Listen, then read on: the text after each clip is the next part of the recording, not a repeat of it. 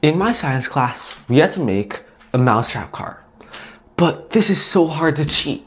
All the designs online are for cardboard, right? And the people that can do cardboard can cheat, right? But their designs are not great, right? I don't like them. So what do? I 3D print. But the 3D printing designs are so obvious. They look so complicated and they look like, something really weird that I wouldn't be able to make. And also, I want to add my own parts in. I'm not sure how it works. So I'm not sure how I'm meant to add in my own parts, right? So I built something for all that.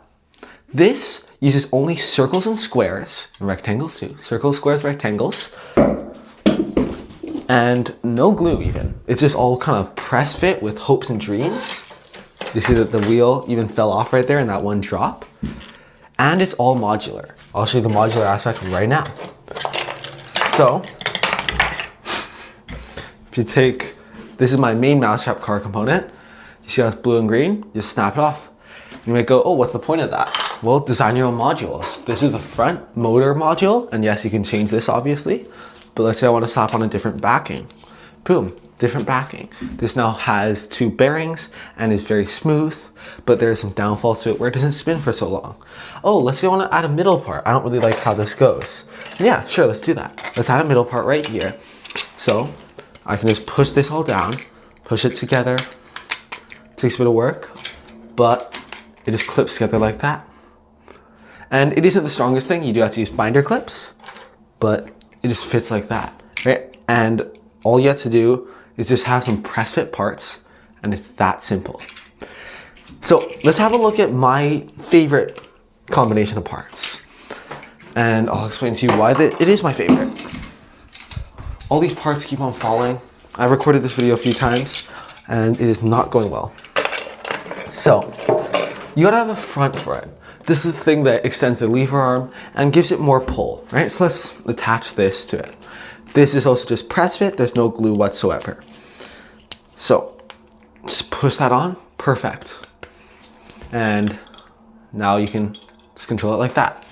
Let's add on this backing. So this backing is a bit shorter than the final design will be, but you just snap it on. And let's use some binder clips to hold it in place. Binder clip 1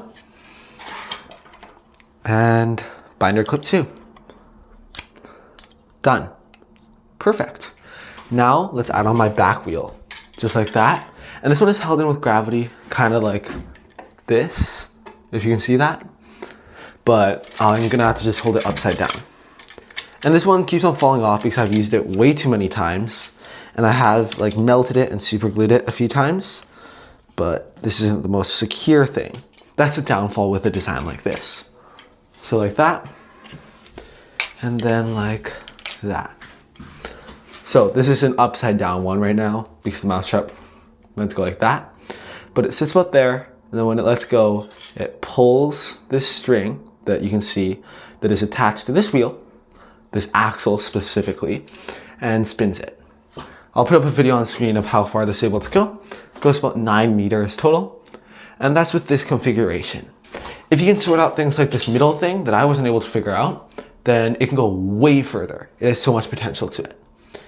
But it has that distance to it, and it has this swappability, and you don't even have to use glue. I used glue because some of the parts that I printed were not awesome, but if you're just adjusting tolerances, you can totally fix that all out, and you can make 3D printed mousetrap car. You can print all this stuff in like a day. You can just take my files if you want. They're all on GitHub and they're very hard to find otherwise. So you just download them, print them, and huzzah! You have a mousetrap car that you can cheat your way to a good mark in science.